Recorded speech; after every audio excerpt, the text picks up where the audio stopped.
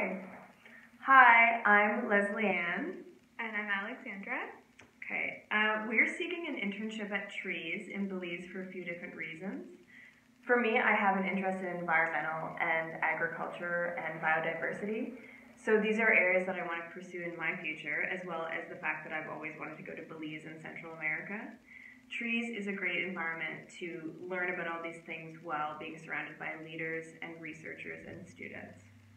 And I chose the internship placement at Trees because of my past experience with teaching, as well as my interest in the environment. I think that Trees will broaden my knowledge of what it means to teach others, as well as the impacts of outreach work within communities.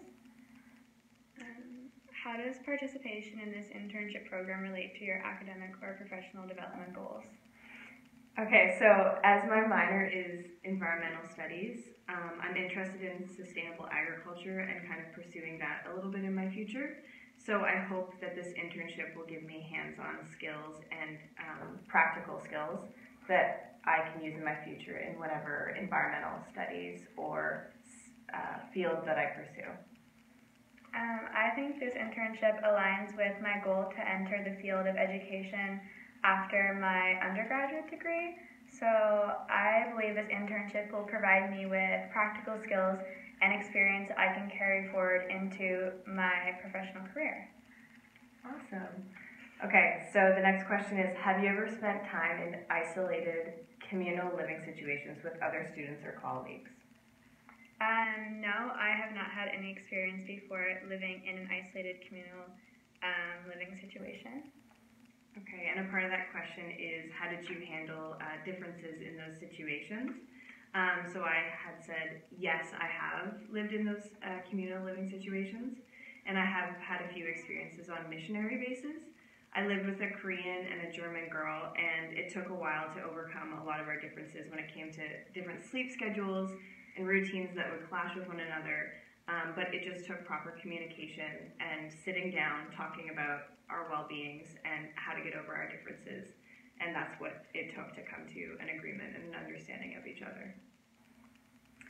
Okay, and then the last question is, do you have any experience working or living with people of different cultural, social, financial, educational, or religious backgrounds? And I said that I have experience working with a variety of individuals, first through my job at Autism Intervention Services, as well as through my involvements at our local shelter. And both of these experiences have introduced me to people and environments that are very different than my own and my own experiences. And I've learned that dealing with individuals who are different than myself requires an open view, as well as being very conscious of my own biases and allowing myself to fully submerge in the different viewpoints and perceptions and opinions of others. Mm-hmm. So yes, I have had experience working and living with people of all of these different backgrounds, and I've learned that I'm not always right, and that sometimes my own worldview gets in the way of learning how others function in the world.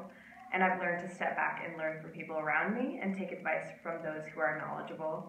And I've learned that it's easy to be closed-minded, but opening yourself up to others can allow a lot of growth. So yeah, that's all. Thank you. We're excited to meet you.